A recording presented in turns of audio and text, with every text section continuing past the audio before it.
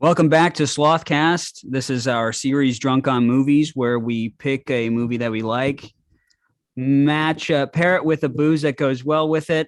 We drink the booze and we talk about the movie. I am your host, the Slothman, and with me, as always, are my co-hosts with the most, Trevor Beveridge. Mr. Trevor Beveridge, how are you today? Good.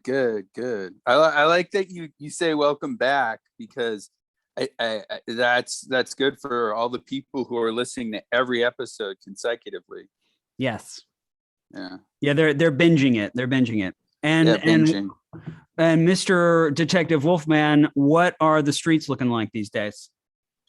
Oh, the streets are pretty fantastic. The weather is biting, and so am I. Glad to hear it. Our guest tonight is the actor Brandon Oakes. Brandon has been in many TV and film movies. I don't want to speak for you. So you want to yeah. So how are you, Brandon? And thank you for being on. Great, man. Good to see you, dude. Yeah, I guess my intro would be like, I'm Brandon Oakes. I'm from the Mohawk Nation of Akwesasne. I'm a native actor, which has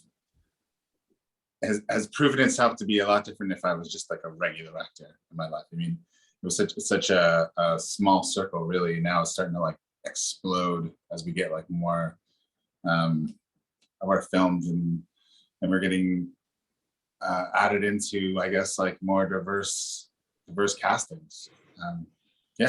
So I'm very happy to be a working actor, a native actor.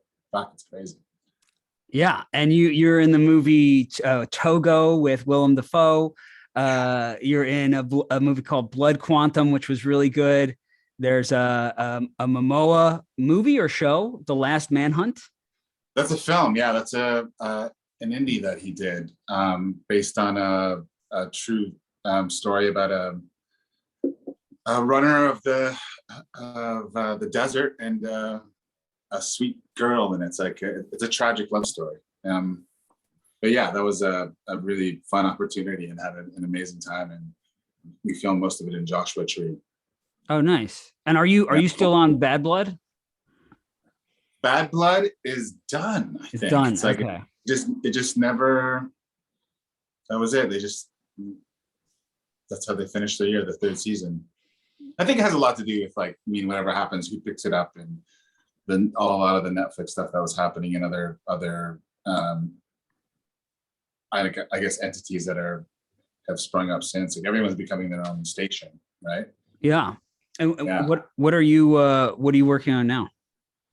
I've just been doing some appearances on some Canadian television shows like The Corner and Murdoch Mysteries, which is like kind of I don't know if you guys have heard of it, but anytime I mention it to somebody, especially like in England and my friends in Mexico, they're like, "Oh my God, I love that show."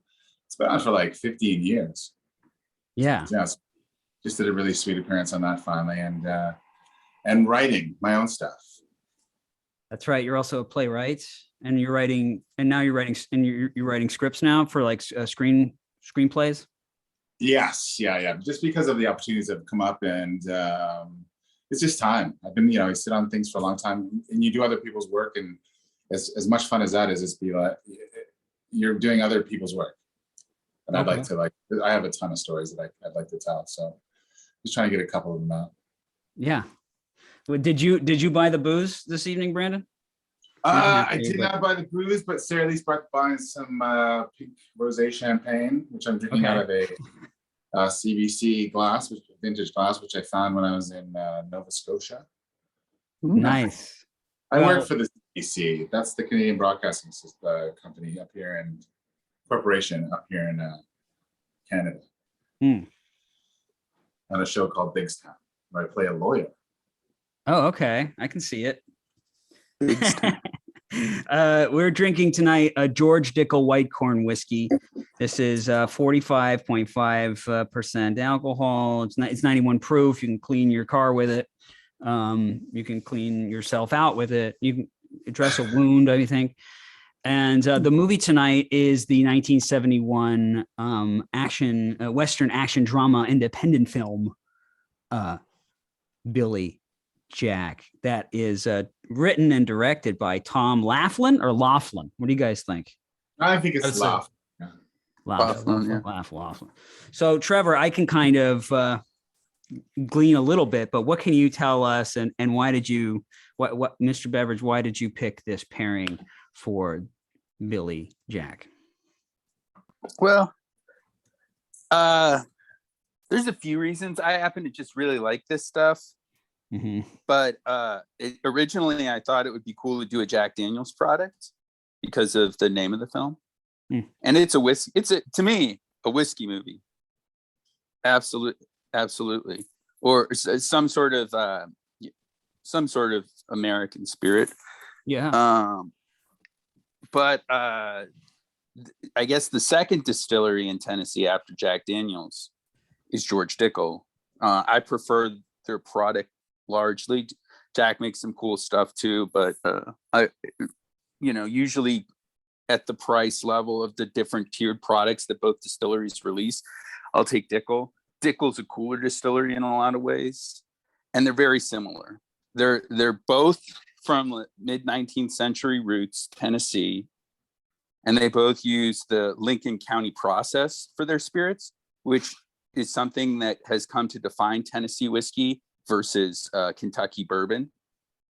And that is basically after the spirits are made, they're run through charcoal, maple wood charcoal. And Dickel does it different from Jack. And I've visited both distilleries and I've seen it. They both have really cool contraptions for it. Jack slowly seeps their spirits through the charcoal, whereas Dickel just has these big vats, and the distillate soaks with the charcoal for I think 10 hours. And what that does essentially is it creates a filtration that isn't present in bourbon. And a lot of bourbon lovers don't like Tennessee whiskey as much for this reason. But a lot of people who are loyal to Jack Daniels or Tennessee whiskey in general appreciate the refined quality that this charcoal filtration gives the spirit. I think if you like to slow dance, you like whiskey, Tennessee whiskey. If you like to slow dance, yeah. I miss slow dancing. God damn, remember that? Arms out. Yeah, it's elegant. Yeah, it's They're kind of elegant like a spirits. rocking thing. It's like a step and a step and a step and a step. Yeah. This stuff is it's super tasty. I got so fucked up on Friday night, which was last night. No. Saturday night. Yesterday. No, it was Friday. I was just drinking it on Friday and I watched the movie last night, but when I drank it on Friday, it really fucked me up because it tastes so good. What does that taste? It's like a toasty vanilla. So deal with that. Dickel 1 is a relatively new product. Oh, okay. I think it was launched in the 90s.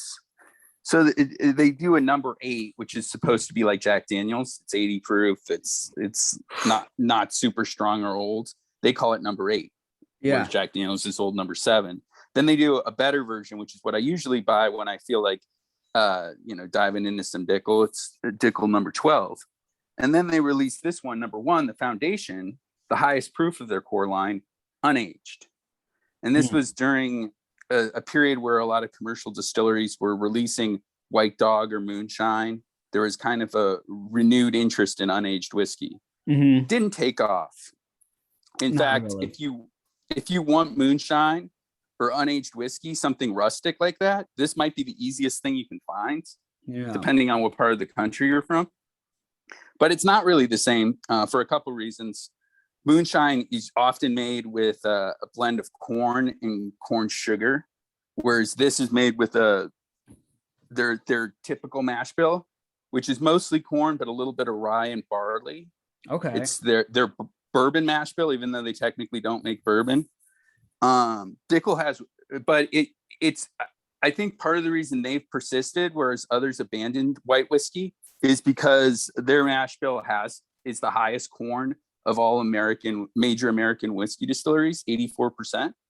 Jack's 80%. Most bourbon distilleries are 60 to 70%. Whoa. So the mash bill makes sense unaged. You get a lot of corn character, and that I think helps to define a lot of the flavors. And there's no distraction of oak aging. Doesn't add any of that caramel or the nutty flavors that oak or vanilla as much. What you're getting. Pardon? Does it burn? No. There's like no burn. Awesome. I'd say it's pretty low burn and because of the charcoal filtration, probably. Okay. That's what it is.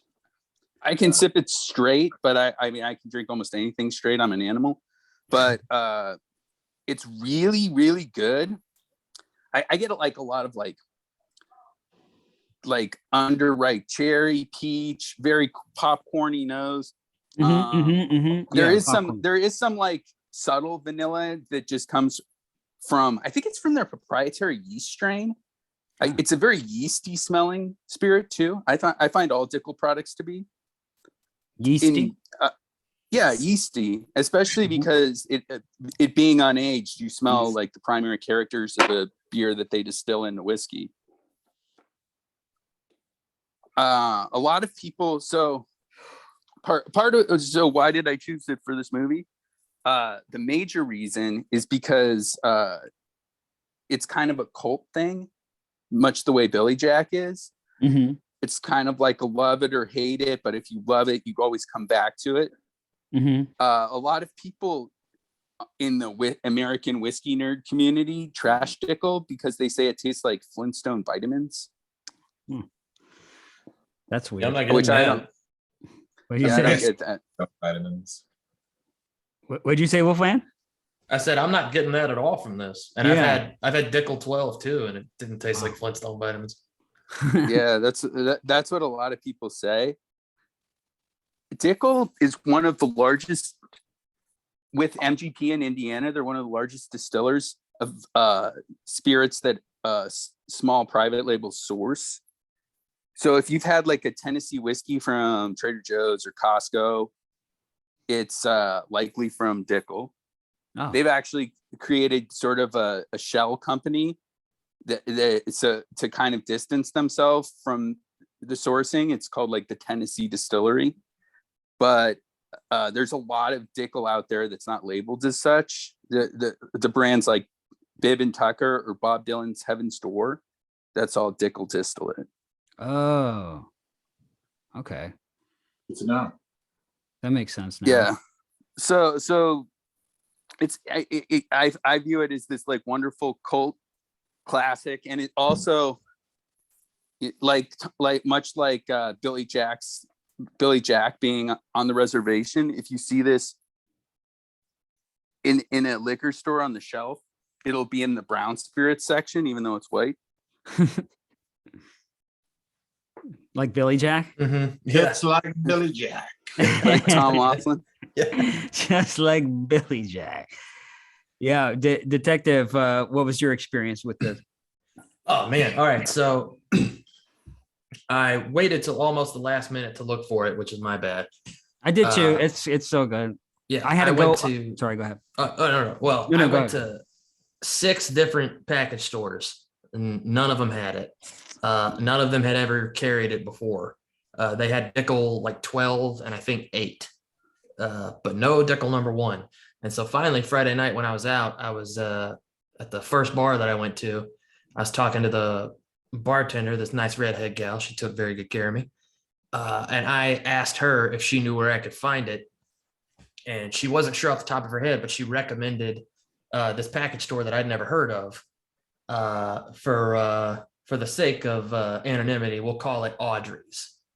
So I look up Audrey's, and Audrey's is smack dab in like the worst fucking part of town where I live. So I call them ask if they have it, they say they do. So I go during the day. Even during the day, I'm sitting at the red lights on my way to this place thinking this red light is taking far too long. But I get there and it's this little like gray box building adjoined to what had to have been like a courthouse or something.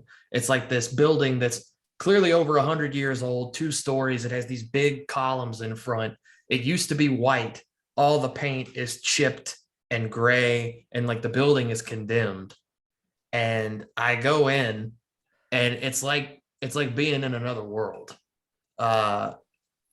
It's like the Narnia of whiskey. And Audrey herself, the woman who runs it, she's in there greeting people as they walk in. She's maybe late 30s, early 40s, a very buxom woman in a red dress. She looks like a madam at like an old-timey whorehouse, but in a good way. And she directs me straight to the Dickel no.1. The bottle's fantastic. I get it. I talked to the guy behind the counter. And I love the place so much, I gave them my info to put me on their like mailing list and shit. That's going to be where I buy all my whiskey from now on. Nice. I had like a sort of a similar experience. The only place I found this in New York was it was off the G train, and I go to work using the G train, and I basically work like a couple stops away from the last stop, which is Court Square. But this place that I found, it was all the way at the end in the opposite direction at the end of, it was like second to last stop at Church Avenue. So there's this place called Juice Box Wine and Spirits. It's at 1289 Prospect Ave. Yeah, 1289 Prospect Ave. They had it there. They had a good selection of other things. Just good wine, good spirits, some hip stuff, some old school. It was an impressive place. I'll have to go back there, and if you live around there, you should check them out. They give you a little punch card thing, but yeah, it was the same thing. It was like an hour trip and an hour back, and they sold these little like Manhattan or old fashioned bottles. They're like this big. I wish I kept the bottle, but they're these little cocktail bottles. And so I bought a couple of those and smoked some weed for the ride home and just listened to like hillbilly rock on the whole ride back. But yeah, this stuff was really, and it was what I paid like $35 for it.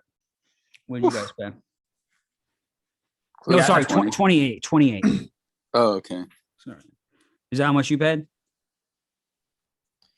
Oh man, this is nuts. For the first time, I paid more than you. I paid 36. Oh shit. Okay. Yeah, I was surprised at the price because I saw it was 36, but I got it for 28. What about you, Trevor? How much was it there? Like $22, I think. Yeah. Well, it's good shit. I mean, can you mix this with anything? I don't know. This tastes good raw. Yes. Just a mouthful of Dickel is all you need. Like a whiskey sour, maybe. Whiskey sour. Oh, yeah. It makes an excellent sour. That's a very good call. Like a lot of people view it as sort of somewhere like it gets compared to vodka. I don't think it tastes like vodka at all. Yeah, I did. You do? Yeah. Oh, well, it has a lot of the same mixing potential. Mm-hmm. I view it as sort of like halfway between bourbon and vodka, I guess, but like in its own space. It burns the same way that vodka does. That end burn, that like end burn, that's a kind of a vodka-y burn. Yeah, lack of aging, it makes sense. And yeah, Trevor, I think you and I, we've got like some like genetic difference on our palate, because like to me, it tastes a lot like vodka, and I noticed the vanilla taste like more than anything. Oh, interesting. Yeah, but I don't have a palate for whiskey. I'm very much a swill drinker. I drink mostly just cheap beer. Well, yeah, I there are some subtle vanilla notes in it for sure. I guess I think of it as being very fruity, very corny. Just like me. folks. I think my favorite things to do mixing wise, I think it's really good. And this is more like vodka. It's really good with cranberry juice, and it's really good with lemonade. And as a sour, excellent. I think it shines with a little embellishment of something sweet and sour, but where you can still taste the spirit underneath. Mm-hmm. And if you do it in replace vodka with this, it has a lot more flavor. But you can replace in most cocktails, you can replace vodka with this and have a nice fun twist. It's good in a Bloody Mary. Maybe not like a vodka martini or something, but. Hey, with that said, do you think that whiskey and vodka affect you differently? Because I know people who drink vodka and they're okay, and they drink whiskey and they're a total Dickel. So, yeah, it's one of those weird things where, like, if you read about it, people are like, "Oh, science says there's no difference. It's always the same alcohol. It's alcohol." But I have anecdotal disagreements with that I can't really back up anyway, just aside from my own experience and noticing the way it changes people. I've always found whiskey, and even this stuff, which I put in the same category as whiskey, because it's whiskey, it's not made the same way vodka's made, is that whiskey has like sort of a bigger lift. It's not as big of a lift as tequila, which is the most energetic of the major spirits, I find. Yeah. Whereas vodka has this like slow creeping numb that like I actually feel like if I go out and drink vodsods all night, I feel like a numb in like my neck and shoulders. Well, Yeah. Scientists wouldn't know dick anyway, because they call it spirits for a reason. Yep, exactly. There's been lore around this for centuries. Yeah, and the spirits overtake you. And of course, naturally, the vodka is going to make you numb because the Russians need it to fight off the cold and the bitterness. Right. And the And emotions. Oh my God, if we just put that on the same time. So No, I just came over. Hi, I'm Sarah Lace. Sarah Lee, and you're an actor as well. I am. An actrice. An actrice. I don't know if we still have, those kind of differentiations, but what do you prefer? What are your preferred pronouns for your thespianism? Actress or actor, either one. I'm actually good. I guess I'm like a non-binary artist. You're actor fluid. You're actor fluid. That's good. An actor. I'm non-binary. And I was intrigued by the conversation because I also agree that there is a difference in the type of spirit that you're experiencing and what it does to your personality and your energy levels. And I kind of think that the scientists that are doing those studies that say like ethanol is like, have you drank any different types of alcohol? Because your experience might prove yourself wrong. But, I think there's a lot of factors involved too, like how much you had to eat that day. If I don't, for sure. Yeah. Mixing different spirits makes a huge difference. Well, and as much as it pains me to make a Star Wars reference, for me, alcohol is like the cave on Dagobah. You get what you take in with you. Ooh, that's good, Wolfman. Fuck yeah, I like it. That's deep. That's deep. I'll allow it. I love Star Wars, but that's a good that's really good. I love Star Wars too. I just don't ever want to talk about it again for as long as I live. Yeah, no, those are the three movies. Everything else, just stop it. Yeah. Those three I'm movies. Orthodox Star Wars. Yeah. Yeah. He's an ultra Orthodox Jedi Knight. Star Wars Orthodoxy by Detective Wolfman.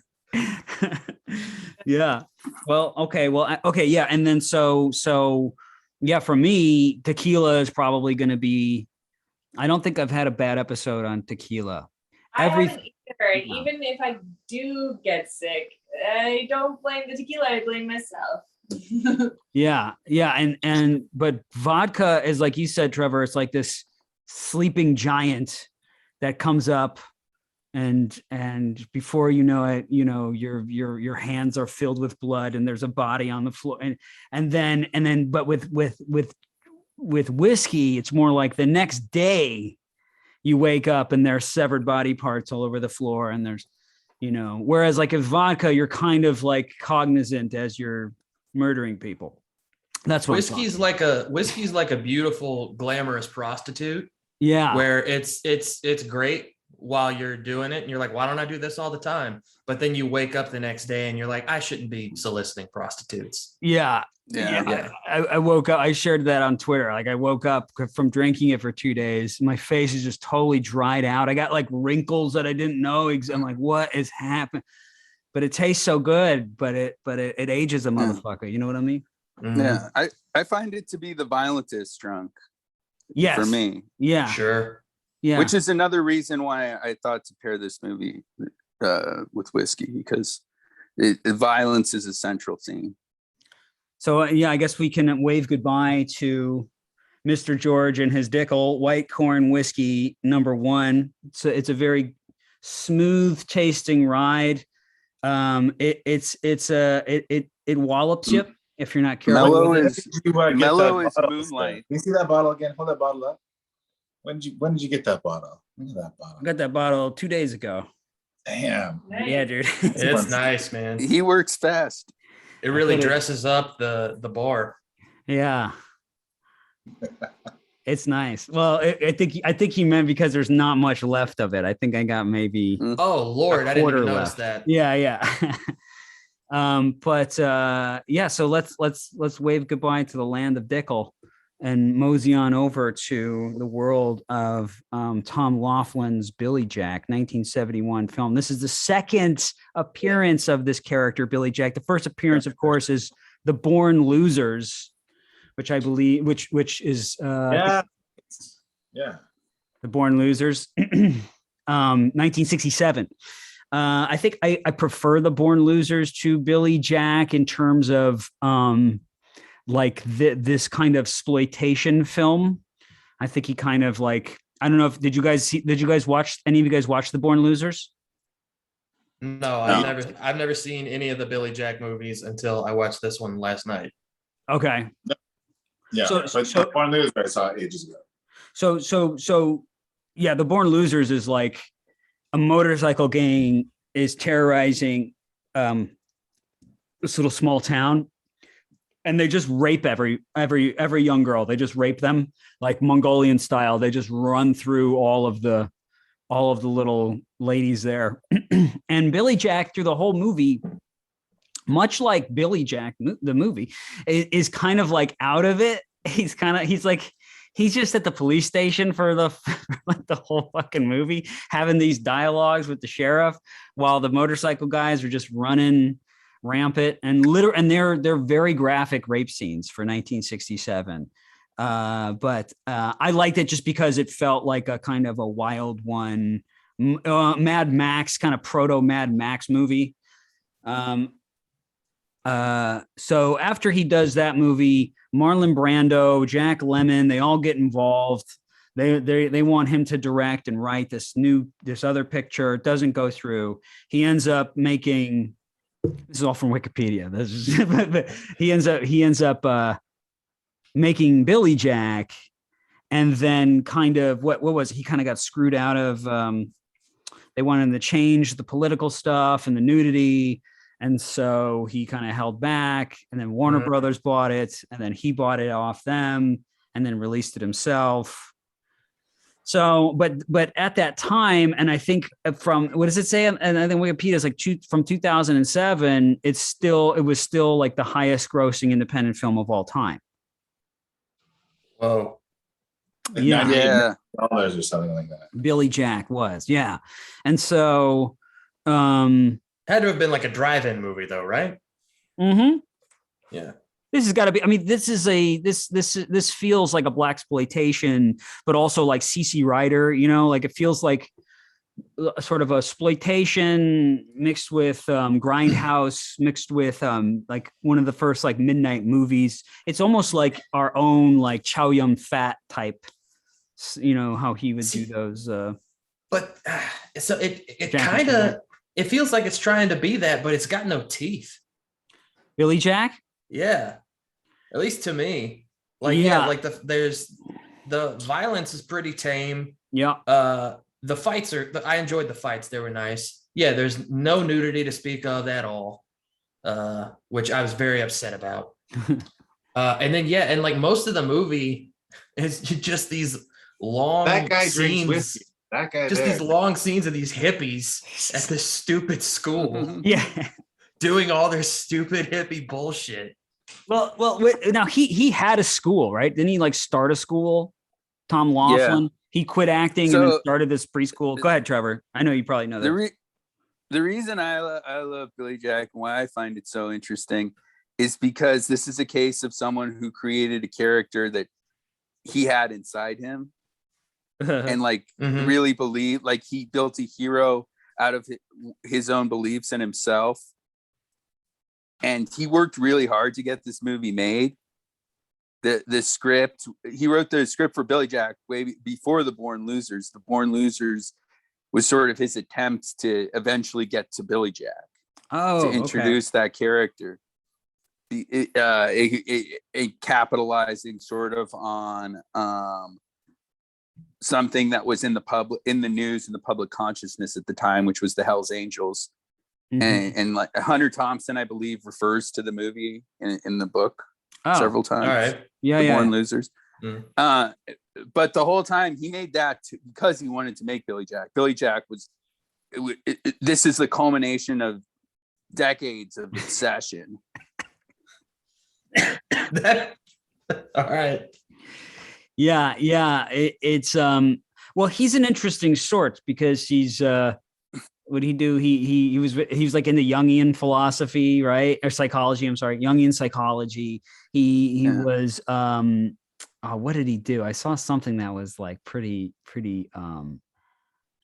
aside from starting the school. I mean, this guy obviously had his own little personal philosophy, but Brandon and I talked about this. This is actually a Trevor pick, right? Because I had never seen this movie before. I tried a couple times to watch it, but it's all fucked up on Amazon. I don't know if they fixed it, but I think they were renting it in HD and then trying to make it HD, but it wasn't HD. It was stuck at like 780. So it just wouldn't play. I bought the fucking collection, which is how I ended up watching Born Losers today, just to get a kind of context. Did you watch Trial?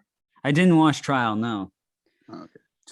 But you sent me an article about it, but you read that article, right? Yes. So I didn't read it. But because I wanted you to, to talk about it. But I want to hear Brandon, because Brandon and I spoke on the phone last week.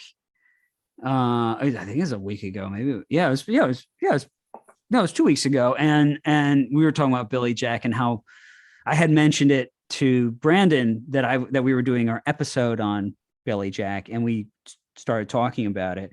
And what was your background with this movie? Being a young, okay, so you live on the res. I grew up on my res.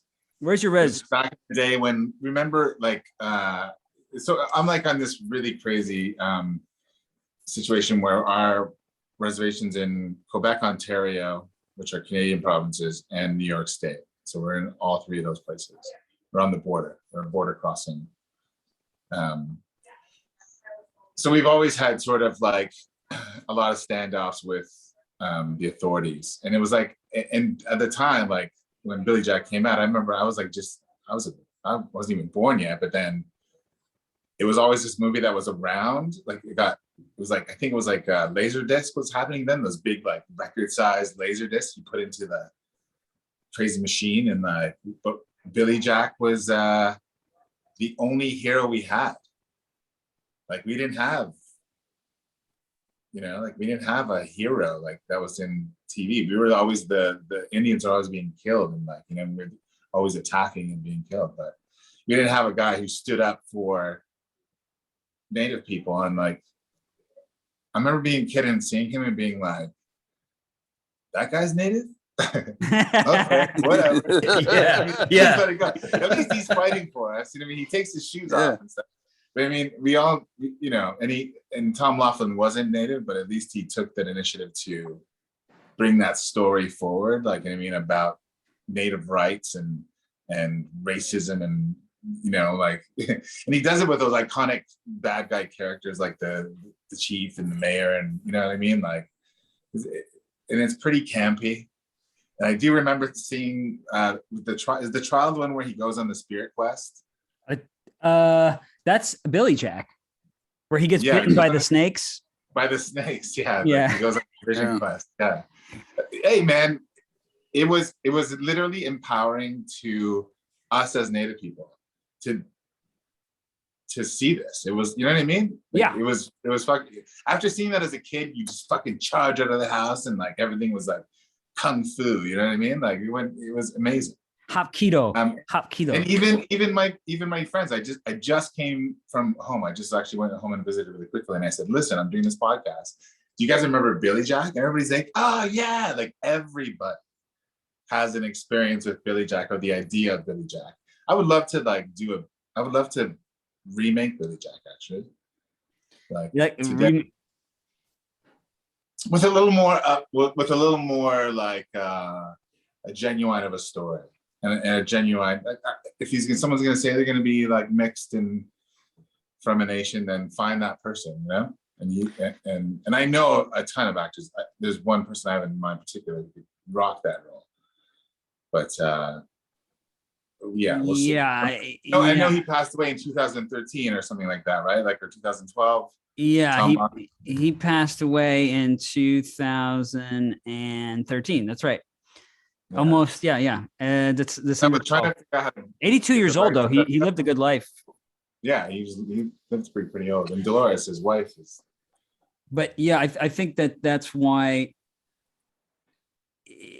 when I watched this coming in because I didn't grow up with it, when I watch it, I'm like, this is a great sort of cultural artifact from like 60s leftover 60s 70s liberalism, where like the intentions are good, but at the very root of it is like completely wrong and misplaced. Like it's based off of a kind of a deception, which is Billy Jack is there. You know, you've got black civil rights activists in this movie. You've got like progressive education in this movie. You've got a bunch of hippie weirdos. You know, you got like all this stuff that's like good power to the people message, but at the heart of it, you've got Tom Laughlin, who's not what he says he is. And so that creates this, had they have cast someone who actually, even if they were maybe a quarter, I think Tom Laughlin's just like pure Irish. I think that's when he was like even a quarter. You could have got like John, you know, he's just somebody a little bit. It could still be used as this thing, but they can't use it, so it's forgotten. But at this time though, remember at this time, like you have 1970, like 69, 71, you have like my family, like Richard Oakes and other Native people took over Alcatraz for like 19 months. They occupied Alcatraz, and then the government did what they do, and they screwed them over, got them off the island, and then my cousin was killed in 71. He was shot by a ranger, and the ranger never saw any repercussions from it. It was just kind of like, you know, he's dead kind of thing, you know? And that all this cultural turbulence was happening at the time of Billy Jack was being made. That's what I mean. I think that's where a lot of that came from. So it put it into a kind of like like that was on the news all the time, and Wounded Knee 2 was happening. Right, in South Dakota. What year was Wounded Knee? I think that was 72, 71, 72. Yeah. The 1973, 1973. But this is all. Well, this is the thing that for me, what what I mean when I say that is like, you have movements today that's like Black Lives Matter. You have things like 1619 Project. You have all of these things that are kind of like they're directed towards like Black Lives Matter and 1619 slavery. It's all about this thing. For me, Indigenous women. That's another important thing to mention, and that's what I wanted to. It'd be MMIW. MMIW. Yeah, missing and murdered Indigenous women. Right. So so this is what I'm saying is like, if you're going to try to reshape history or sort of come to peace with things, you have to start further back than 1619 or slavery or this thing. You have to really start with what happened to the native population here and how the treaties, how the federal government has constantly reneged on everything they've negotiated, right? Yeah, they sort of mention that. They cover that. I mean, they do. The idea of Billy Jack. So I mean, and then he goes away from prison and he comes back like 4 years later, and like the Freedom School has started, which inspired a lot of places to start freedom schools. A lot of like Native people are like, yeah, fuck it, we're gonna start our own schooling system. My reservation has still has a freedom school. It started back in like 79, I think. Uh-huh. And what is that? What are the freedom schools? See, I don't know any of. They just teach our language, our culture, but they use our language. We're teaching in our language. But they are teaching you like maths and science and all the other. Yes, of course. Yeah, right. They do it with like different teaching methods rather than like I don't rules. Yeah, I don't want to speak for the detective here, but for me, the idea was, it wasn't so much like what you're talking about is good, but what the sort of hippie project is like what we glean from the movie isn't that they're learning about new cultures. This movie could have been, I first of all, I like the movie. I think it's hilarious. It's a funny movie. It's an interesting movie. I think it suffers from a second act slump. That's really bad. They like completely, again, I don't know why they do this, but Billy Jack just disappears. 1971 independent film guy. You know what I mean? Like that's yeah, but he like disappears throughout the whole middle. I want more Billy Jack because he kicks fucking ass and then he's gone. Well, yeah. So that's the thing is like I like all the scenes with Billy Jack, but every time he's gone, it's almost like watching a documentary about hippies. Yeah, because they say like, because it's like Billy Jack to me when I'm waiting, and it's a bad one too. This is what brought me to the movie like a year ago trying to rent it, because I'm like, I want to watch like, okay, this is Billy Jack, he's half native. I want to see some fucking like exploitation shit and like just see, I don't know. So I was expecting something else, because what we end up seeing is like you said, it was like the only time you see anytime you see any native actors, they're sort of being like tortured by the locals or used as like, look at these poor people that victimized. Yeah. And the ones that are like empowered are literally like blonde-haired, blue-eyed women who are like that girl, that like 8-year-old, she's got like that like emo, she's like proto emo on the fucking acoustic guitar, like super serious. Yeah. You know what I mean? Like that's what I started getting a kick out of it. I was like, oh, this is funny. This was like supposed to be one thing, and then it ended up being about. Well, that's the thing too, is like the movie isn't really about the conflict between like the natives and the white population. Yeah. It's really just about like these damn dirty hippies. Yeah. And then normal people all colliding at the same time, that you have this conflict with Billy Jack, the guy who runs the dog food factory, and the deputy. Right. So there's all that. So like that's what's interesting. The whole hippie school, like, man, they really could have just chucked, or better yet, make it like a freedom school where it's for natives. Yeah. like that would have been interesting. Yeah, But yeah, just yeah. all these god awful hippies with their fucking music and their little skits, it made me sick. What, Trev? What are you gonna say?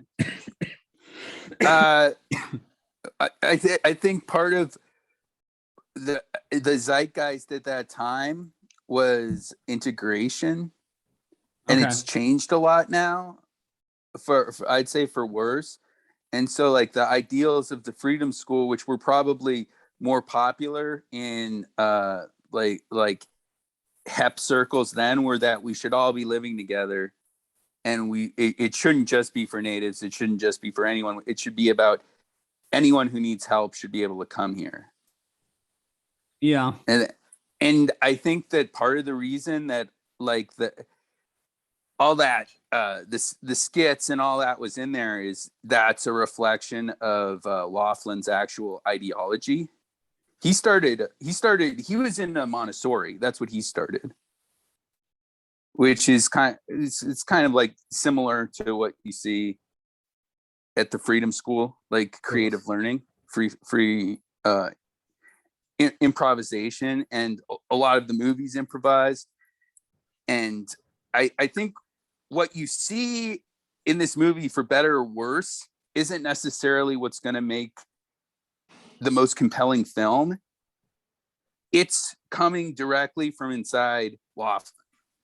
It's this hero and in this utopia that he's imagined. White savior. White savior, yeah, sure. Yeah. I would venture to like say. Remember I said he just, like, when we saw him as kids, we're like, he's native. Yeah. Yeah. All right, we'll take him, you know what I mean? He's taking, you know what I mean? But he was representing, and it was But exactly, we all understood it was coming from the white guy helping us. Yeah, for sure. You made a good point there, for sure. I think he had an obsession. Yeah, and he worked his way through Hollywood because he wanted to make this, and I think it was kind of the first of its kind in that way. And when you compare it to other projects like that, where someone who is somewhat of an outsider in the industry thinks only about this very bizarre vision that they have and not about success, like that's more common now. You see that here and there in independent film, but it was kind of revolutionary at the time. And the most insane thing about Billy Jack is it was a huge success. Right. It in spite of everything, it's still kind of a cult classic, and at the time was a box office miracle. And its sequel was and that's what the article's about, one of the first films ever to have like a real nationwide release, where it played in small theaters. It was uncommon at the time, I guess, for a film to just have one simultaneous release in small theaters all across the country. It kind of staggered through different cities at times, and you wouldn't watch the premiere of the movie until maybe a year or two after it actually came out.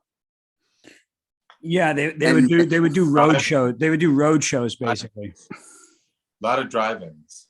Like as a kid, I remember like, I had so many people tell stories about, like, we saw that at the drive-in. Like everybody had a story. And this is like a room full of like 20 people. My friend has a youth family, so I went by to visit, and like as soon as they heard I was coming by, everybody showed up. Yeah, so and it's like good to have that audience. And they used to tour it. They used to like tour the movies. It's going to open here, and then it's going to move here, and it's going to go there. And then with Billy Jack on Goes to Washington or whatever it was, or Billy Jack Goes to Trial or whatever it was, the third one, or technically the fourth one. Trial of Billy Jack. Wait, is it the trial? No, it's Billy Jack Goes to Washington. The last that's the last one. The last one is the one that he did released nationwide on the same day. And he like came up with that. That was his idea that everyone just copies now. Yeah. And at the time, I think it was for like a long time, for many years, it was the biggest like opening week or weekend or whatever that a film had. Yeah, like until like Star Wars or something like that, or something. Or well, that was yeah. That was a couple months later. Like,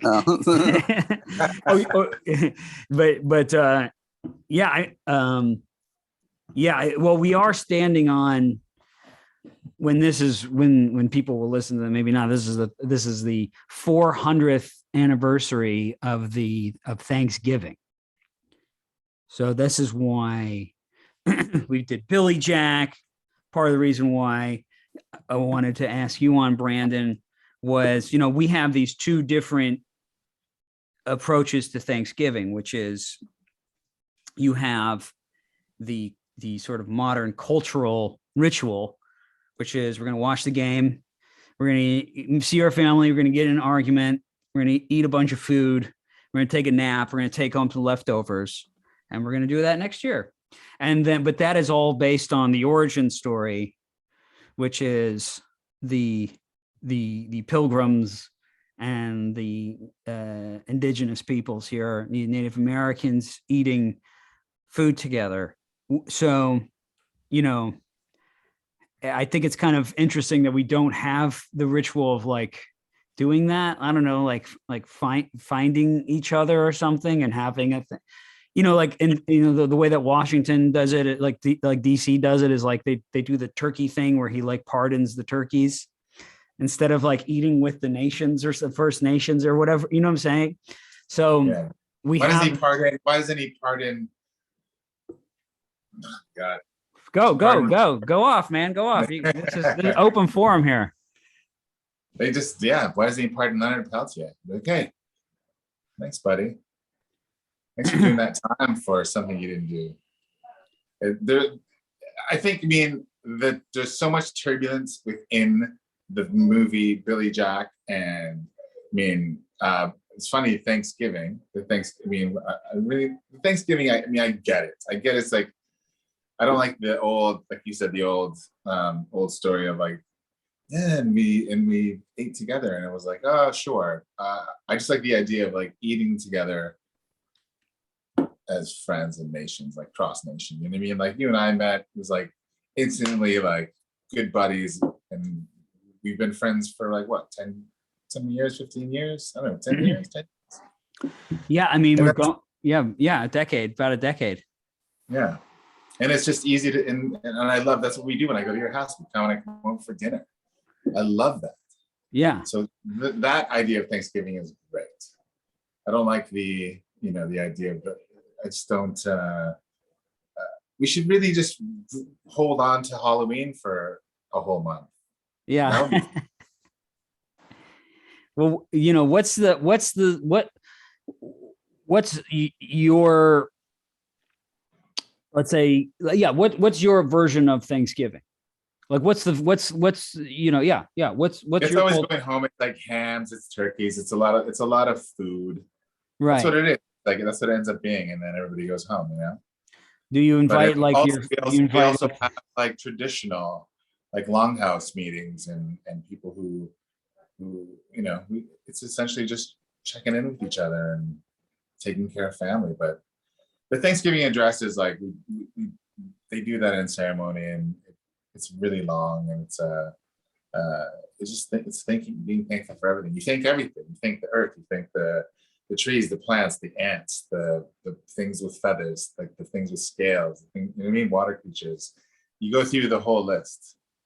Well, no, but what's the history like in terms of when you talk about Thanksgiving? Is this a concept that was brought to the Pilgrims?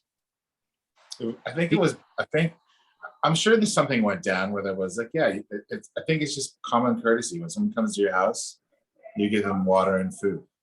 I see. I think Thanksgiving was maybe something that went down. I don't know the truth. Who knows? Because we've all grown up in a white sculptured history. It's that's what we've been sort of fed. And it was funny, as a kid growing up, I knew about the government coming and taking our kids away and putting them in schools and residential schools, and I think now we're up to like they've discovered over 7,000 bodies of hidden graves throughout the U.S. and Canada.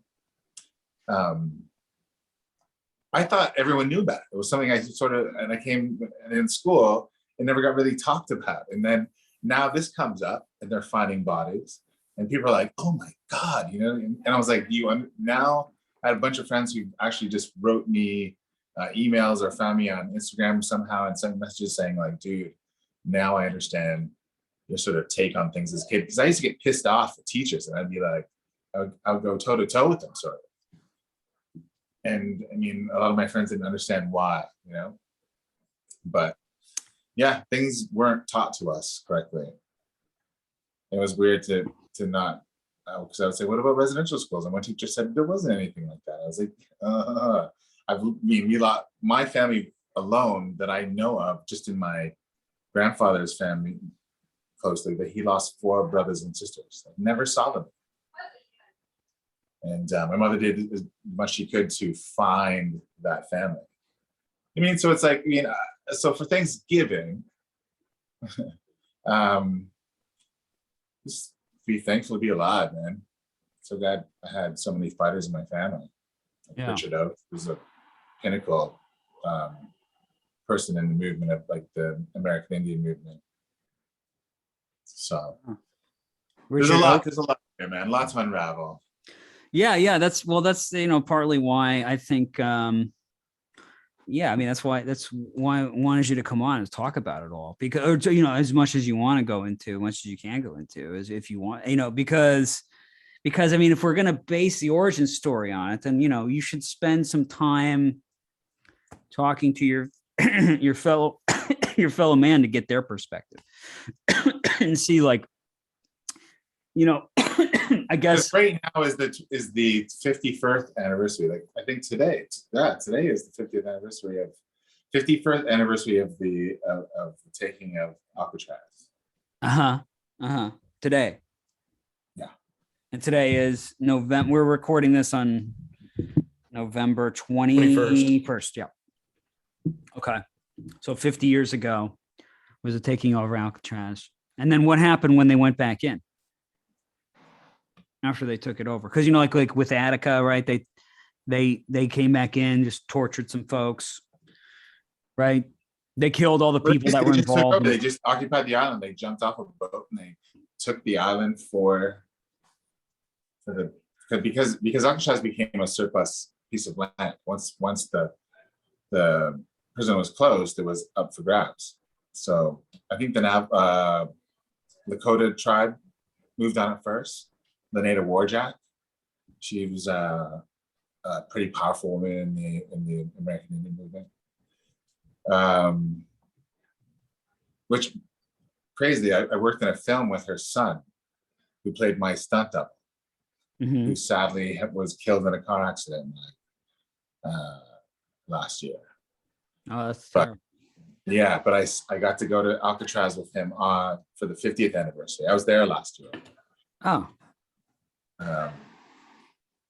But it was look into that. That's something you should look into as well. I mean, there's so many things that it could be done with a new Billy Jack, and I think it's a really good time to I've been trying to look into how to get a movie like this made or make a new character. But Billy Jack would be so great for, I just think, all of us who remember Billy Jack, like when it inspired people to be to stand up for their rights.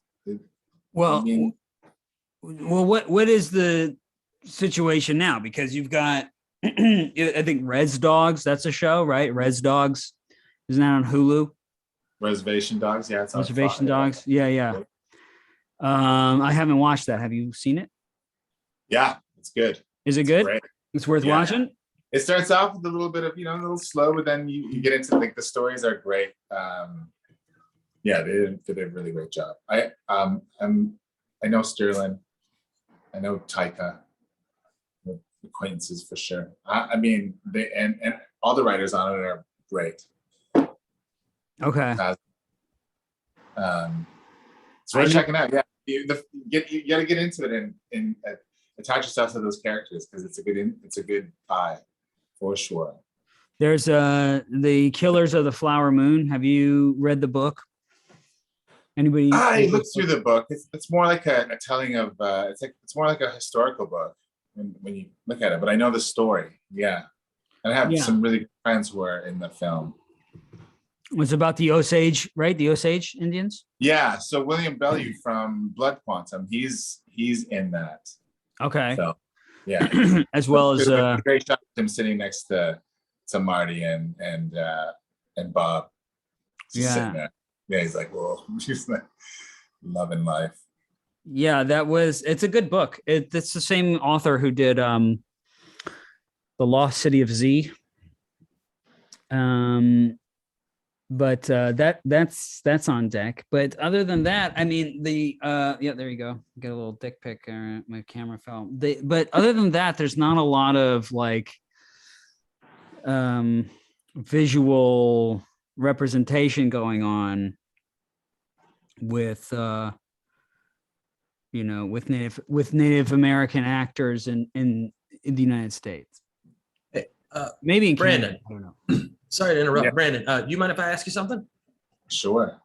So, in your opinion, at least in the films that I've seen, not all the time, but most of the time, whenever there's a native actor like Graham Greene or Wes Studi or Gil Birmingham or someone, they're playing a character who's like specifically native, like that's the point of their character, as opposed to like, oh, well, we have a character written who's just a guy and we cast a native actor in that role. What's your experience like that? Like, how often are you playing a character who is like explicitly native and like they're in the story to represent the native experience versus, oh, I'm just playing Jimmy and I'm a native actor? Yeah, I'm a truck driver. Yeah. And how do you feel about that? Like the difference in that's what I mean. To be a working actor. I love that I can still I've had long hair my whole life. Yeah.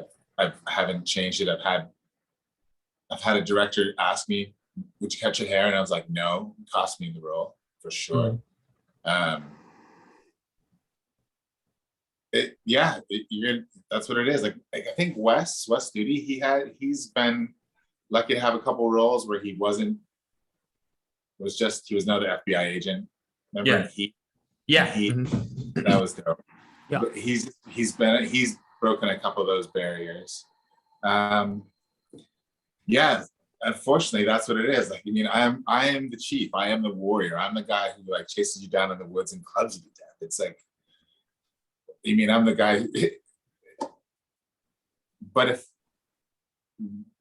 I get the opportunity to do an audition and show them something else, but I look like this.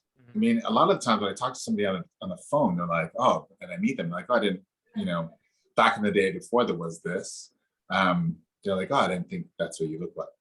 You know what I mean? Like, because I don't have my accent yet. When I go home, I have an accent. It comes up because you're around all your people, Yeah. But yeah, I think it's coming up now. Like you're gonna see just more diverse people stepping into roles. Like there are like native actors out there that you probably may not recognize as native. And there are people who like are mixed, and that's reality. It isn't, and for them, I know a couple actors who are mixed, and this one actor is sort of sensitive about it, and I understand it because in one world they're asked about, they're probably feeling insecure about like because they look white, but at the same time you can jump that barrier because you don't visibly look native. You can play another character. You know what I mean? Wow. Yeah, it's tricky, but I'm just glad that it's sort of opening up, and now we can tell our stories and just, I guess, show people that essentially we're similar, very, very similar. We just got different ways of telling stories. I think I'm waiting to see that because people keep asking about the native narrative and the film that we did, The Last Manhunt. I'm anxious to see. I haven't seen anything. accept dailies, and it's beautiful, beautiful, beautiful. So we had one of the directors of photography from Roma. He was working on that film. Oh wow. Gaio. Yeah, so it's yeah, it should be beautiful. I just don't know what the finished product looks like yet. Right, because they call like there's like Latinos, right? There's Latinos, but they're not really Latin. There's nothing Latin about them. They're Native Americans as well, but we call them Latinos, and it's like now they're this different thing. It's like no, but they're from here. Like they don't know Latin. You know what I mean? So I don't know. I thought that was an interesting kind of like sidestepping of the thing and creating this other thing. There's always this like I feel like like I said from the beginning, it's like there's always this sort of rope-a-dope thing going on where we don't talk about the Native Americans, but we go right into, like telling stories that, you have like movies like 12 Years a Slave, even Django Unchained, but it's like, where's the Native movie of that? I would like to see, I would watch that. And it takes guys like Kevin Costner to make Dances with Wolves for anyone to have some sort of sensitivity, you know what I mean? Tatonka. Tatonka and stands with a fist, you know what I mean? Like, oh, you saved this white girl, well, she's Native. I mean, you know what I mean? It was like, that was so hilarious moments for me as a kid watching that movie. I'm like, what the fuck? But it did have us forefront. We were the forefront. That was like epic time. And I have all these really crazy things in life because of that movie, because of that score, because of the guy who did part of the soundtrack, Peter Buffett, Warren Buffett's son. Uh-huh. He did a show that I was the lead in, and we toured this show, this dance show. It was incredible. So crazy. Like, if that, you know what I mean? Like all those things in life. Hilarious. But it takes that, like you said, it takes the white savior. It takes a white person to bring understanding to Native people. You know what I mean? I think there's like you were saying, I think there's room to just not be as involved if the white savior or the Jewish savior wants to just put their name on it as an EP and let the thing be 100% native made, even the crew, the cast, everything, it's something that would be an interesting gesture to make. The last time we got anything in terms of like mainstream Hollywood Native American kind of what do you call it, exposure would be that movie with DiCaprio, right? The Revenant. Oh yeah, Revenant. Yeah. Did you guys see Fargo season 2? I did. Yeah. Loved it. Hansi Dent, the native character, yeah. Zahn McClarnon, I think his name is the most fucking badass dude. Like, he was my favorite character in that season. He was so cool. Yeah, that was the best season. Because of doing Togo, when I did Togo with the Willem Dafoe Disney film. Right, it's on Disney Plus, streaming on Disney Plus right now. We shot a scene, and then one of the actors had to change, so they changed, and they got Zahn to play the character. Mm-hmm. So I went back to shoot that scene again with Zahn, and then Zahn said, "Hey, do you know Momoa?" And I said, "No, I don't." So he introduced Momoa and I, and that's how I ended up doing that film. Like, so if that hadn't happened, you know what I mean? All these little funny things that happen in Hollywood. Yeah. But it was, Zahn. Zahn's amazing. He's on Togo. But he plays, Hans, like that character is amazing. Kills everybody. Yeah, dude, he's such a badass. Yeah. That's what I wanted from Billy Jack was Hansi. Yeah, that's what I'm saying. We got to remake Billy Jack and make him that character because that's who he is. Yeah. That's what it would be. And like I said, like I dug Billy Jack the character, like when he was on screen, because he fucking looks cool. He and I basically dress the same. I just don't have the hat. Not yet. You don't have the hat yet, but Well, we got a Patreon. Try that hat on. We got a Patreon, and if you have a Patreon, and if you want to donate to the Patreon, we will fund the buying of that hat for the Wolfman for Christmas. And he's riding around on his Triumph. Yes. Yeah, just kicking ass. I love that first scene where he kicks the shit out of those guys in the ice cream shop, because he has that whole speech where he's just like, I try so hard just to keep this anger down, Bernard, and then you do dumb shit like this. Yeah, like, and you just know it's coming. You know it's coming any second. They tell me and it's great. They tell me I'm supposed to control my bad temper. But when I see what you've done here, I just go berserk. And then out comes the hop keto. Yeah, the hop keto.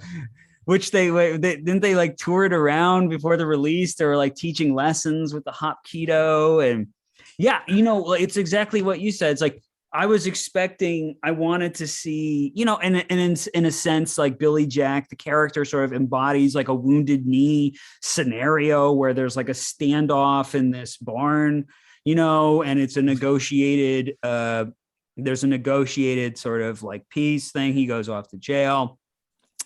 But that middle part of the movie just lost me. And the actual native, like the boy, he's just used as this like victim to be like, oh, well, we need a victim part. Like, oh, well, we need to show some strife here. Let's throw the victim. And they just beat the shit out of him. Oh, and just fucking kill him. While you're at it, just kill him. Off screen. And then this way, now we have, now Billy Jack has to come back out, and it's used as a plot device. And I just, if they just got rid of the hippie shit, and the street theater improv thing that was going on there was I don't know. Yeah, get more nudity in it. And more nudity. And I felt bad. So like Billy Jack, his sort of love interest is the woman who runs the school, who looks like she's 60. Oof. It should have been Cindy, the red-haired babe who they kidnap. That's Tom Laughlin's wife, by the way. Just that's what killed him. That's what killed him. She looks like she just like chain smokes inside her living room, just like 100 Marb Reds, just constantly chain smoking. That's part of like the thing with this movie is it's like Tom Laughlin's really the only actor in it, and his wife, I guess she was in some stuff too, Dolores Taylor. But it's really like this fantasy he built up around himself, which is my favorite. Why I find it so fascinating, and the fact that the character like that he built would become so influential to civil rights, independent filmmaking, and just in the the cultural mindset for many years. But yeah, that was Jean is his wife in real life. Terrible. That's funny. That's the real tragedy. That's the real tragedy. But yeah, Cindy's a babe. She should have been. Yeah, she should have been the gal he rides off with. Very attractive women in the Freedom School, I felt like. The young blonde white girl who's supposed to be an Indian, she was cute too. Yeah. There's been this like talk about this movie, or at least around this movie, about Billy Jack and about Coven, who does the got to mention the music. Soldier. Right? One Tin Soldier by the satanic cult band Coven. Yeah.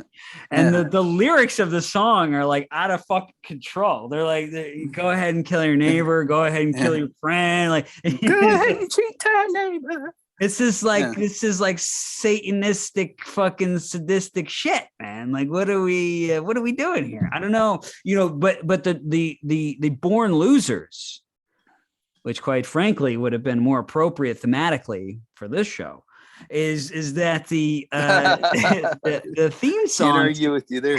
Yes, the theme song to the Born Losers is fucking dope. It's really good. It's really good. I don't know who does the music for it, but it was like the theme song is really, really good in that, and it's instrumental. But they really, it's almost like they spent the rest of their budget on this song, and so they played the fucking shit out of it. Not as much as the Long Goodbye, but but it's definitely That's a better tune. It's a better tune. Yeah, it's a better tune.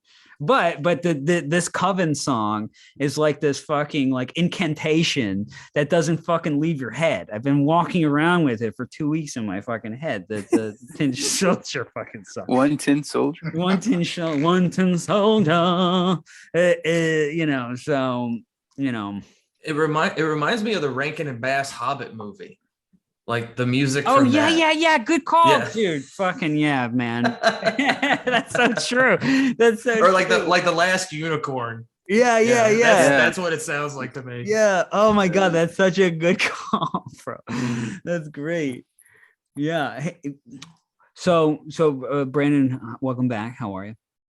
Good, man. Enjoying some jerk chicken. Nice. Ooh. I was gonna say if Annalise wants to hop on too, she can be the she can also hop on as well. If you need to step up. How was that? Unfortunately, one of her brothers is intubated now. Just found out. Oh shit.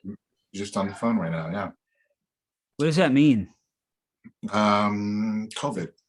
He's on a ventilator. Oh shit. Yeah. Oh. He's in induced coma. What the that's fucked up. I'm so sorry to hear that. So tobacco down, prayers Yeah, out, it's man. terrible.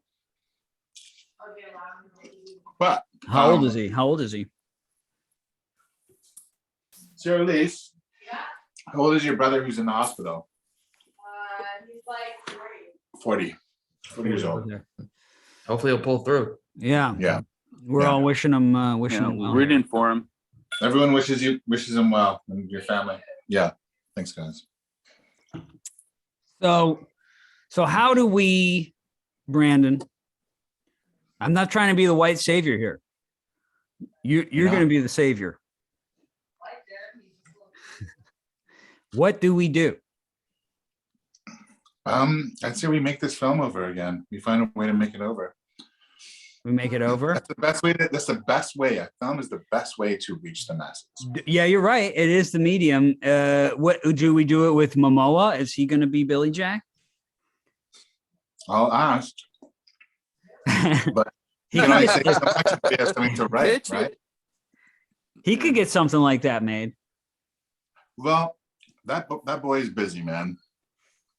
No, but couldn't he just EP it? Couldn't he just say like, I'm going to just put my name on it? The guy's got a minute in his life to do that. Sure. Yeah. He's got like, man. That dude, and he does like product endorsements too. Like he's all over the place. He Oh does- man, get Zahn. What's that? Get Zahn to be Billy Yeah, Jack. it's on. Yeah. Get Craig Zoller to direct it. Ooh, bro, that's a good. Did you see? He did a Bonehawk Tom. Bone. Oh, yeah. Zahn had a small role in that too. Oh, he did. Yeah, Bone Tomahawk.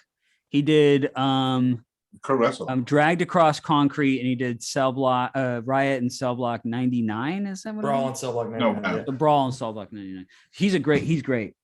I would watch a 3-hour Billy Jack movie starring the dude from the second season of Fargo. And it would be brutal, and he wouldn't pull punches on like the social elements either. Yeah, go darker. Tell the truth, man. Yeah. And Brandon, did you experience bullying? Or I mean, you're like 6'5". Brandon is like the biggest person. He's a fucking tree. He has branches. His arms are. Did you experience bullying from like? Did you have any kind of like white? What's that? like racism and running into that stuff? Yeah, yeah. Yeah, I did for sure. Absolutely. Is this on the Canadian There's a town side, here- or was this there's a on town the? here in Canada called Port Perry, Ontario, and I ran into walls of racism. And it was ridiculous. But also, you know, I mean, I had sort of some regularness, but you know, it was around the time of the rise of skinheads in Canada for some reason, and I ran into that there. Well, what about America? Did you have those kind of experiences in America as well? Okay, hopefully that. No, not as bad.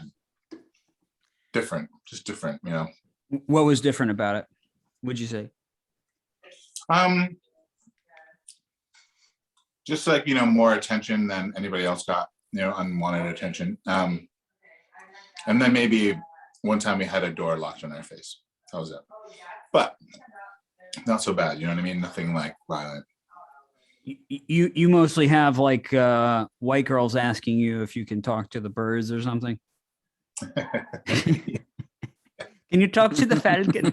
Yeah, there's been a lot of that. Yeah, spirit animal questions. Yes. growing up on the reservation, are you encouraged to stay, or are kids encouraged to go out and leave, or is it just does it depend on the family? And it depends on family. There's people in the family who'll stay home. Other people go out. But yeah, once you're home, it's pretty great. Yeah. Like I've been off reserve for since I was like 15. So it's a huge chunk of life. I go back and forth. I had family that lived there, and my grandfather passed away, and he was mostly dead. Then my mom moved back. So now I'll be there more. But it's beautiful, you know what I mean? It's like there's familiarity, and you hear your language, and you hear, you know, there's that. Like, so you're kind of like comfortable to want to stay home. But yeah, of course, like there's a lot of people who live off reserve and live elsewhere, and I have interests that take me elsewhere. I lived in LA for the longest time. That's where I met Anthony. So yeah, I mean, it depends on the person in the family, and you know, some people go away to school and then change their minds and move away for a bit. But like, I can sort of see myself going home as I get older. You know, touching back more. Yeah. But yeah, the res is a cool place. What I'm talking about here, do they do more in Canada? Like what Wolfman was asking about, like just natives being characters. Do they do that more in Canada? Is that more of a like on TV and stuff? Yeah, I'm gonna one of the shows I'm in is I play a businessman who's lost everything in a bad deal, and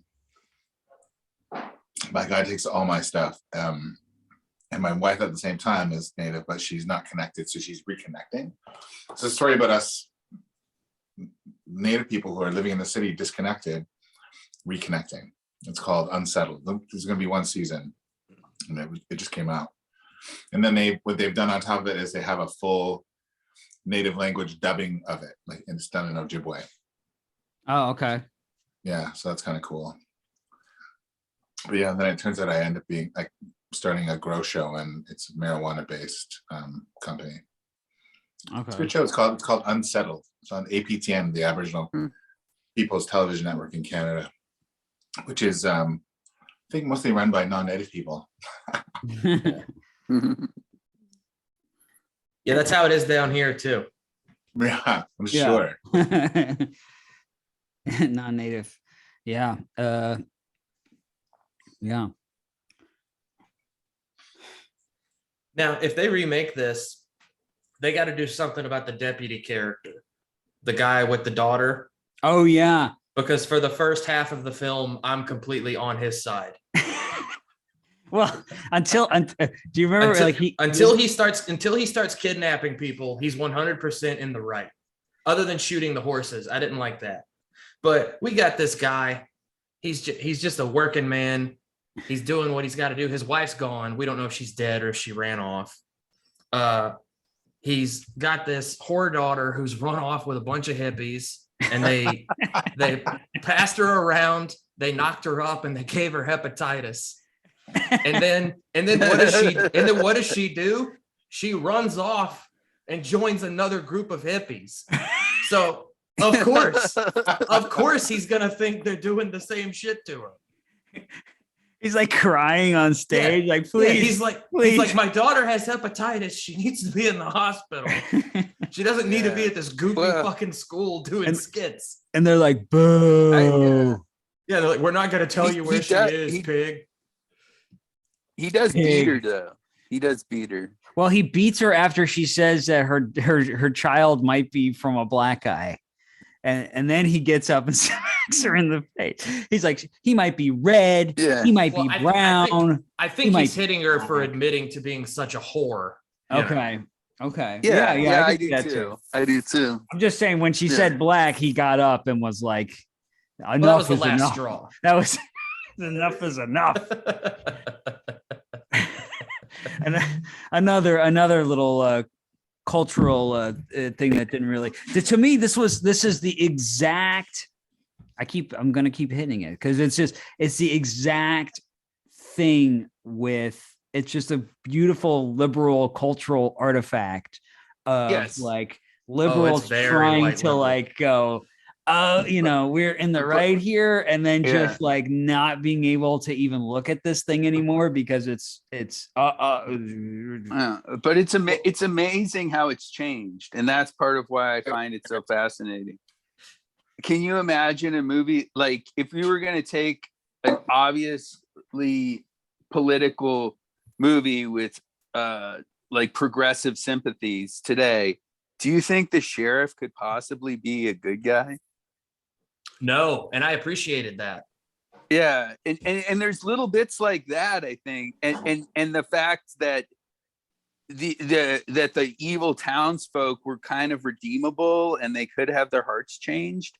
Do you think that would exist in the progressive cinematic universe today? I don't know. Probably not. But a piece. Well, and it has to be mentioned that all the girls at this school are 13 to 16, and all the dudes at this school are like fucking 30. So something is rotten in Denmark. Yeah. I kept saying when I was watching it again, I was like, if this was real life, the funny dude with the mustache is definitely touching some of those kids. Oh, he's touching all those kids, the boys too. Yeah. Crazy. Fuck yeah, man. It's funny. I'm watching, that's the Billy Jack kick right there. Where he kicks him in the cheek. Oh, the crescent? Oh yeah. The park fight is great. Here we go. Wow. Look at that white guy go. I mean, mixed native. Mixed indigenous white guy.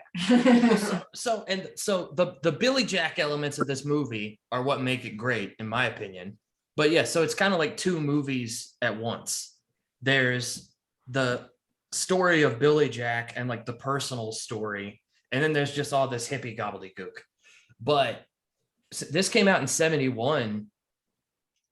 Billy Jack is like the precursor to Rambo. Yeah, because Rambo, yeah. Yeah, like John Rambo is Guinea Billy Jack. Yeah. Yeah. Guinea Billy Jack. It's Billy Jack starring me, and I haven't even seen it yet. But oh yeah, for sure. If they're gonna do Billy Jack, you would be Billy Jack. It would be Billie Jean. Billie Jean? Yeah, either one. Yeah, Billy, that would be actually a good name, right? Because everyone would want to watch that. Like, that's right. Yeah. Everyone would think it's about Billie Jean. You just got to I mean, you just, everybody wants to see a sexy woman, doing like flying round kicks to bad guys. Oh my God. I definitely want to watch this now. We're just going to watch it after this. You got to, you can do it. You just got to learn Hapkido. It's not that hard. Dude, I already know. I think there needs to be remade. It's been on my mind for years, ever since I've been in film. Yeah, well, they have the rights, and if they don't have them, it's just probably his daughter. But his daughter probably has the rights. It doesn't even need to be remade. It needs to just be made, because, like, again, this movie isn't what it appears to be. I would, when you hear about this movie, you think it's going to be like the first lines. He's like, "You're on native land, and you're gonna, you're on, you're if you fucking move, I'm gonna fucking kill you." And all of a sudden, you have this power shift, and it doesn't follow through with it. Like I wanted it to follow through. I wanted it to be like a revenge thing. I wanted it to be like Django Unchained or something. And That's instead, what I would. Yeah, I really was trying to make a movie like that, like an indigenous female Django Unchained. Yeah. Yeah, we need that in this world. Yeah. And the Bernard character, the rich man's son, they need to tweak him a little because the movie opens and he's afraid to shoot a horse, like he's too sensitive. And then 30 minutes later, he's gonna rape this woman with a knife in his convertible. He's like he's raping women. He takes one ass woman and does a complete 180. Yeah, and I think he's totally Italian. Like he's he's not really like an Anglo-Saxon. Like he's not a Midwestern fellow. Right. Fellow. No, he kind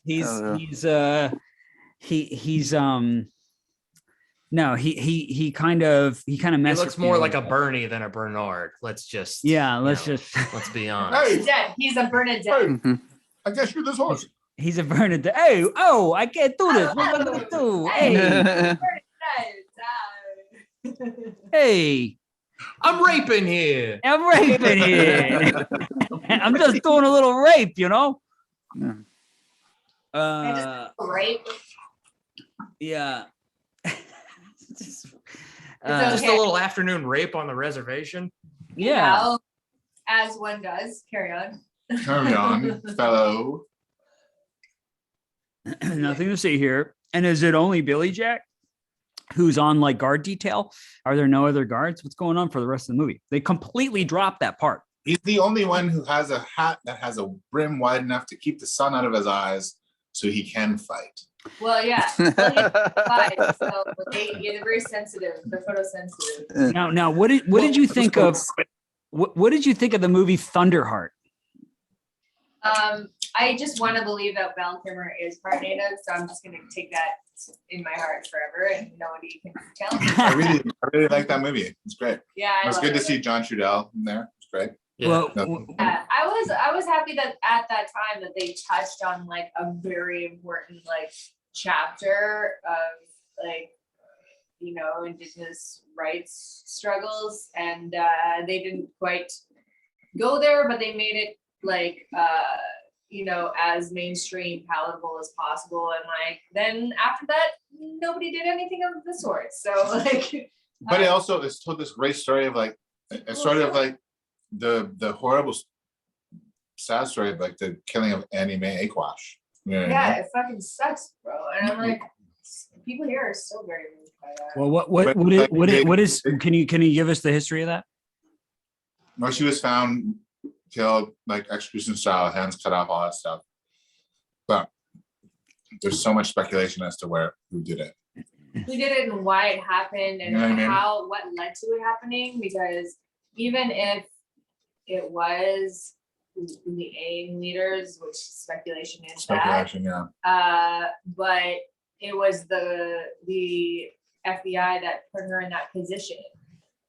You've seen Sopranos, like when somebody's an informant, they don't really have a choice in the matter. They like hold it over them. They're like, I'm going to kill you. We're going to kill your children unless you do this. So then like, what are her choices, Yeah. And then this is like the Killers of the Flower Moon movie that's coming out. And the book itself as well, it kind of takes the federal government's like the federal government, we're the good guys here. Because it was the FBI's like first, it was like their first case, like big case that they did. So the book kind of frames it like the federal government were the good guys. And there's always this thing going on, even in the Billy Jack films, the Born Losers, especially, I can't remember in Billy Jack, but that the bureaucrats are the good guys. The federal government, the big boys are the good guys. and it's the locals. It's these poor whites that are just so fucking evil. But then the federales come in and they're the good ones. The good whites come in and they're going to make everything. The good whites who went to college. Definitely a white savior. Yeah. A little bit nervous about how that's going to play out because it does seem like that's what it's set up to do. But I am happy that it's going to be shedding a light on this very important part of history. And my fiance is Osage, and so it's a very important story in their family. And like Osage are quite a underpopulated nation, and so the fact that this is going to give them some international attention and awareness is good, I think. But I did look at the cast list today, and there was a lot of white guys. Yeah. Well, they got to have a lot of villains. Well, and her heroes, obviously, because and bureaucrats, from the federal government, because they're always on the side of the angels. We've got to play the game a bit. We're storytellers, but it's also a business, so we gotta get the money. Yeah. Somebody looked like they're good. Well, is there a lot of native like literature? Mm-hmm. Tons of literature. Yeah, there's tons actually. Yeah. Yeah, you shared who are some of your favorites? Like even like in genre, it doesn't even have to be like high art. Well, this woman who just passed away, Lee Miracle. Great poet. She's a poet. Joy Harjo. What about Wob Rice, he says. What about Joseph Boyden, 3 Day Road? Is that? Okay, so Joseph is arguably not verifiably indigenous, and he caught a lot of flack for that. But I will say, that I feel like he really captured an authentic voice in his work. Okay. And so I think that his stories have validity for sure. How did you meet your fiance?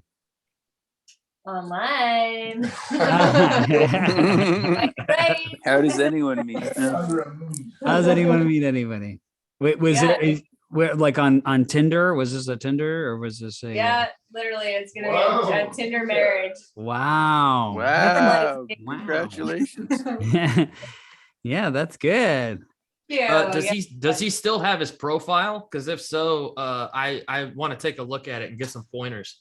I really hope that for those of you guys out there, just like if you don't take your profile away, like it's still there, and then other girls are gonna be going on there and seeing your picture and possibly swiping on it, and they might not like being ignored, and whoever you're with now, if you're not single anymore, wouldn't really like the fact that you're visible on that site. So definitely check your profiles and see if it's still turned on. Deactivate. Yeah, deactivate once you're. Yeah, that's sound advice. It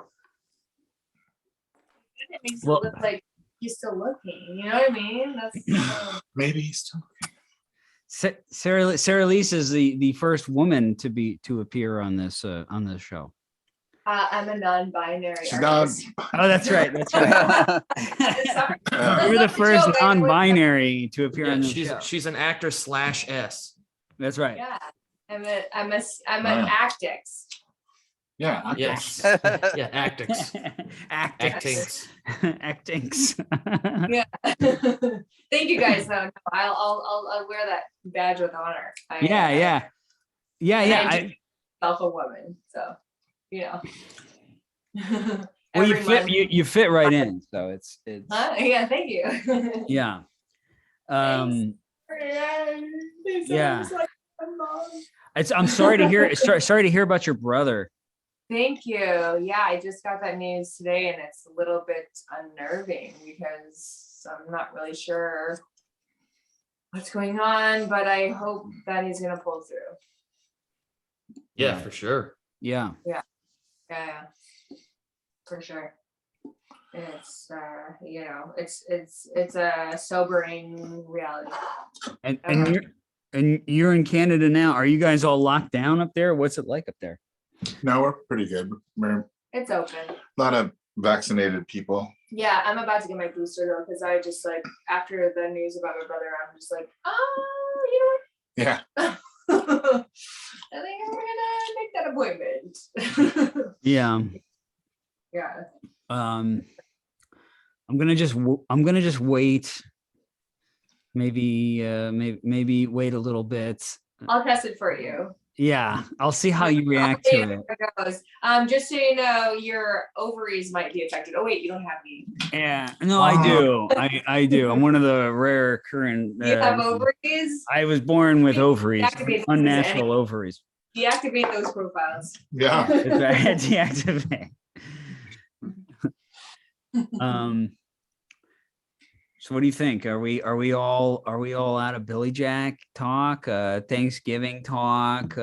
Sarah Elise, what's your take on Thanksgiving?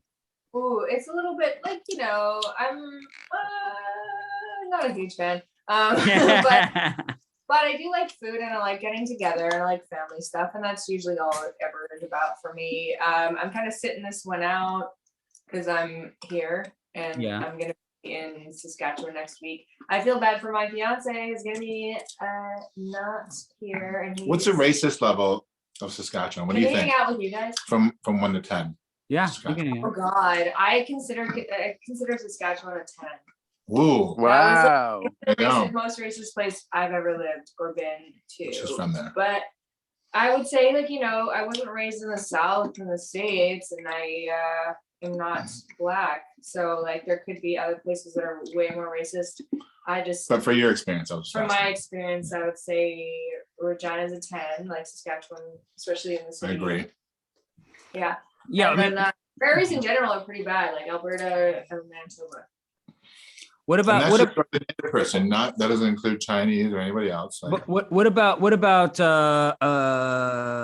the States, here in the States? Do you get a lot? Do you get any of that in the States? The same type of deal? I can choose where I live in the States, and I know that it's different in different areas. Like if I was in South Dakota, North Dakota, it might be more intense for me. But a part of the reason I live in New York City is because I have musicals changed into besides Broadway.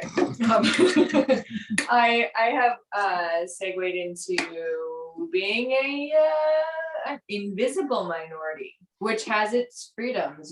Sometimes I feel invisible, which isn't a great feeling all the time, but other times it's very freeing, and that's part of the reason I live there, because it's less stressful for me.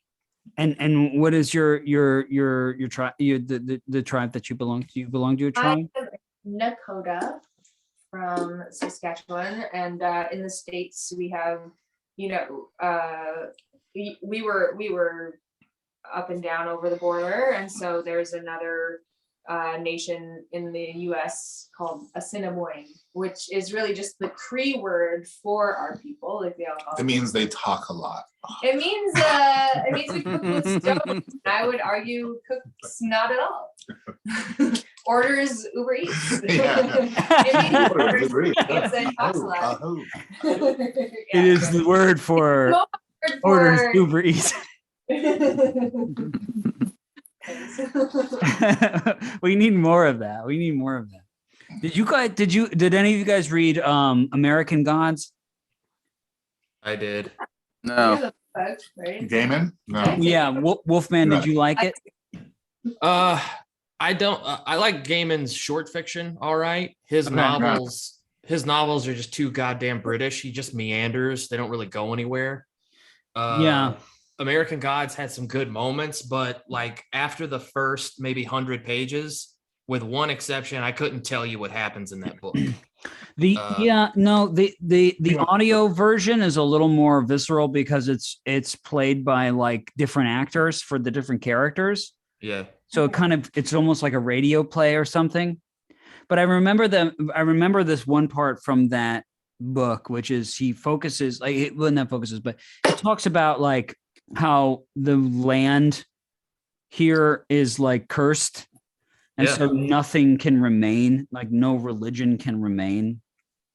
And so you have, and he starts it off with the native peoples, and then it goes into like Christianity, and it goes Judaism, and it goes into how like anything that comes here in terms of like belief systems are kind of like deconstructed and then just done away with by some malevolent or benevolent force. It's called capitalism. Well, I don't put much It's stock. true.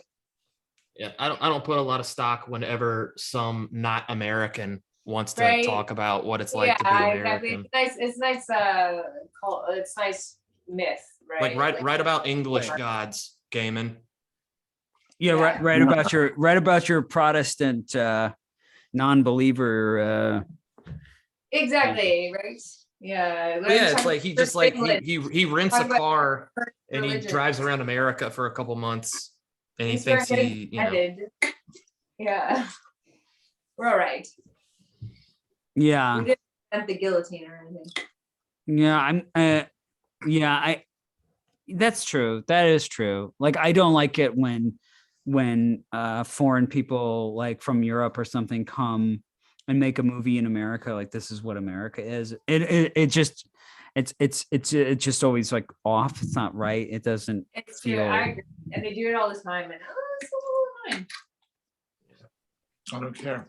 Yeah, it's the same thing with like It's like when outsiders make our stories. Movies are movies. right. Yeah, We were exactly. talking about that, about how That's the that's the like boil down It's takeaway. it's like being aware of your surroundings. Like, I mean, I just recently, this teacher like went to high school in blackface. It's so weird. It's like, what like, where are you on Earth, man? Right? You know what I mean? It was just like, what made you think that was anywhere? Oh, it's so weird. And that chick in It's just- California. You know what I mean? That's Justin Trudeau. one more reason to abolish government schools. Yeah, it doesn't make any sense. Yeah, but I don't know. Free babysitting, right? What Can what's they just like, replace it with free babysitting? yeah. What's that documentary? It's Engine. What was it Real called? Engine. Real Engine. Did you guys like that documentary? Yeah. Good. No, I it think was. Neil I Diamond? that it like mainstreamed some of the stuff that we've been That was- aware of this whole It was time. made by Neil Diamond. Yeah, Really? and Brandon, you told me about that movie Yeah. years ago. Real Engine is called INGUN, And it's and REAL. INJUN. oh Yeah. Yeah. In Real, John. like JUN. real. Did I say Uh, GUN? Yeah, I'm GUN is the company that made the dinosaurs in Jurassic Park. I did not remember that. Cool. Real Engine is a good documentary in terms of just getting, if you want to, a sort of introduction, I think, into at least the sort of Hollywood the Hollywood infrastructure of like the white Wow. savior. And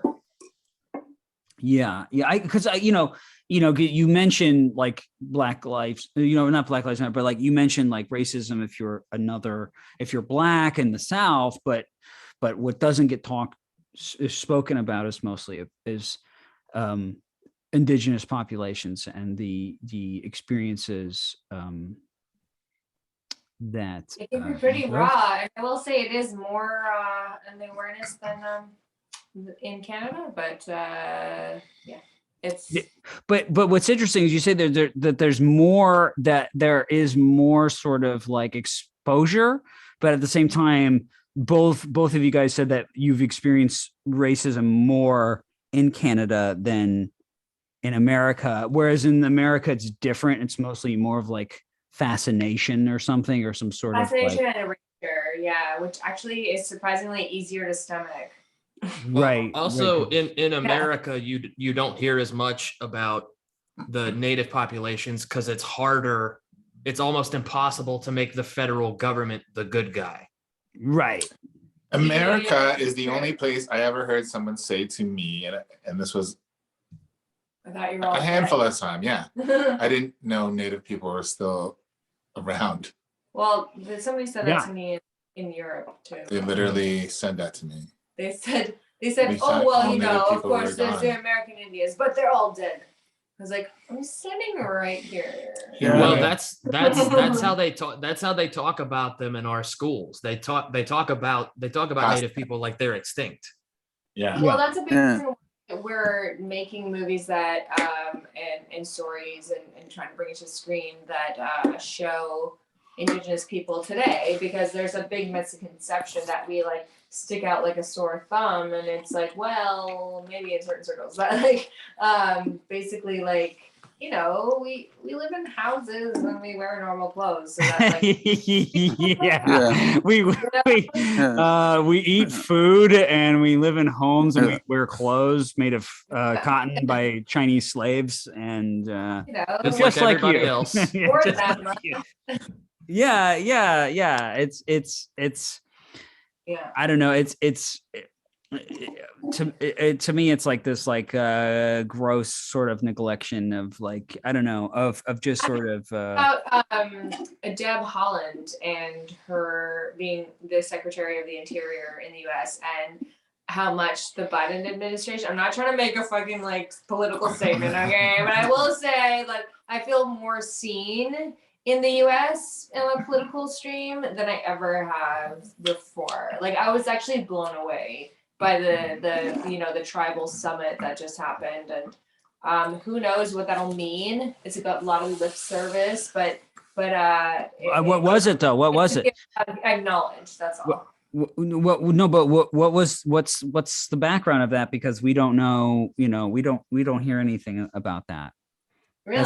That's not on CNN or MSNBC or Fox Maybe. News. It's not on. We have Definitely no look idea. up the most recent like tribal nations summit that happened with the White House, and like Deb Holland is the Secretary of Interior, and she's, you know, she's from the Laguna Pueblo Nation in New Mexico, and there's been a lot of acknowledgement recently. So I won't use the big R word, which we love in Canada. What's the R word?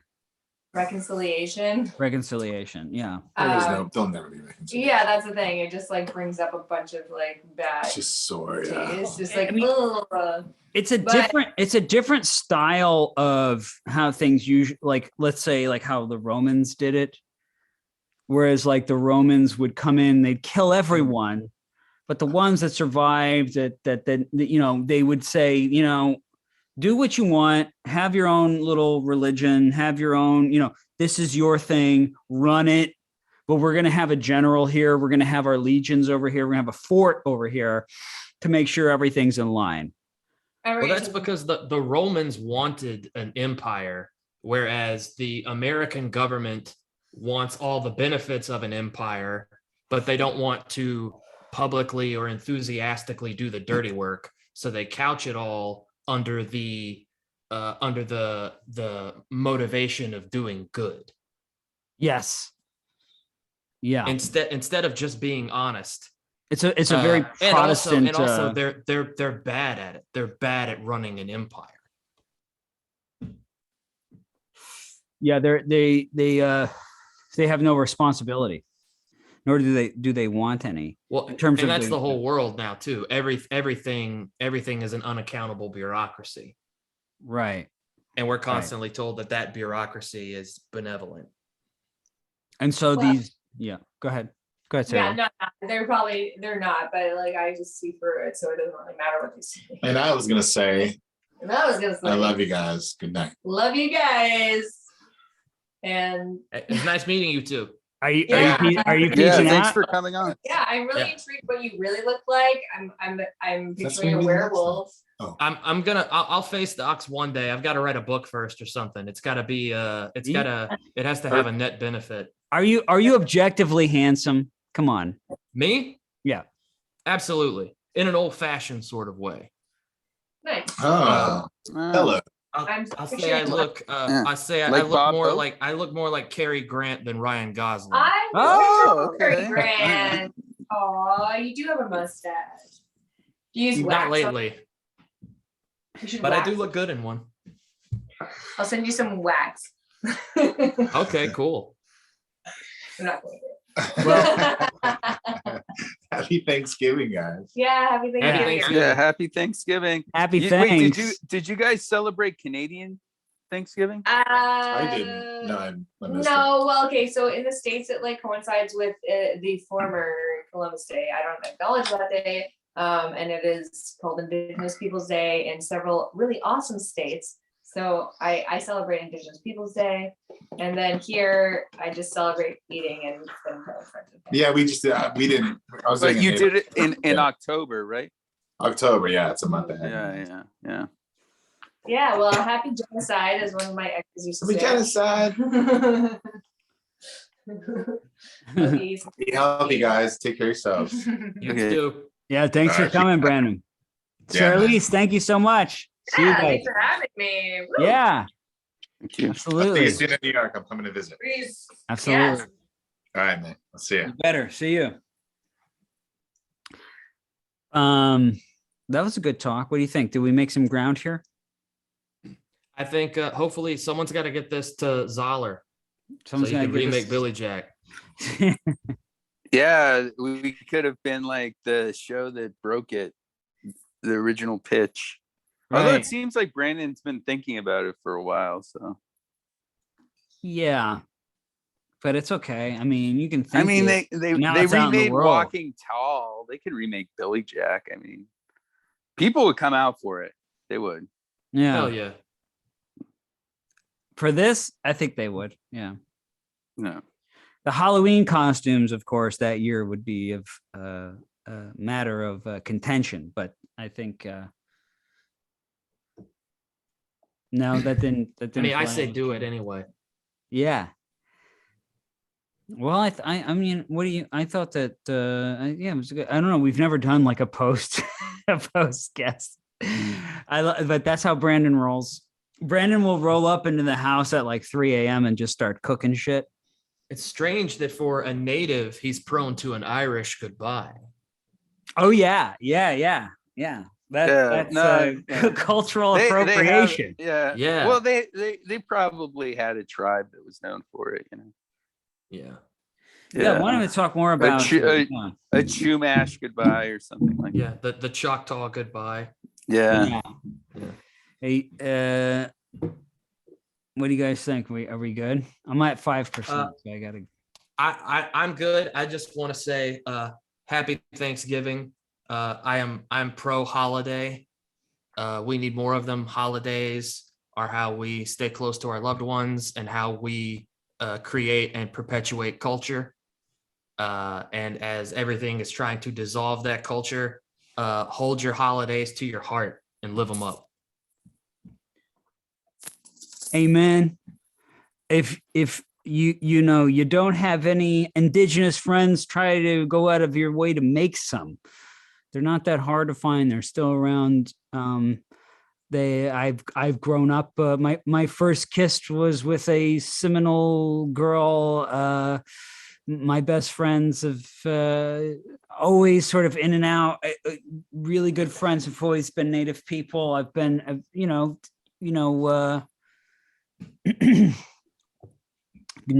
don't know. I hope you have a great Thanksgiving, and if you don't have any indigenous friends, try to make some.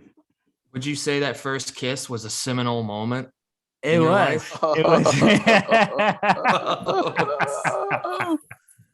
It was. I'm glad to hear it. Twir. What do you got, Trevor? You gonna send us out with your look at your big rosy cheeks. Yeah, I'm ready for a big meal.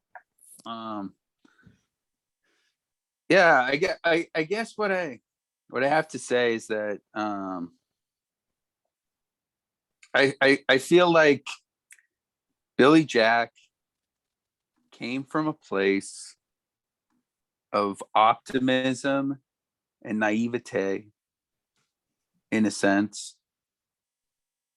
And that's why it's kind of a movie that both touches people and frustrates people. And I hope that I think the main message for anyone who watches it should be to go ahead and make that crazy ass project.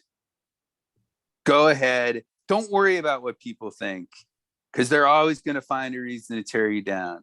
They're always going to find a reason to be like, oh, you're white, you shouldn't play an Indian. Oh, this is like hippy dippy bullshit. Oh, this is goofy shit. They'll always find a reason to tear you down. Make that crazy ass project. Do it. Don't worry about, because there will always be doubters and haters, and you never know. You might be that one guy that slips through and accidentally inspires a lot of people. That 1 in 10.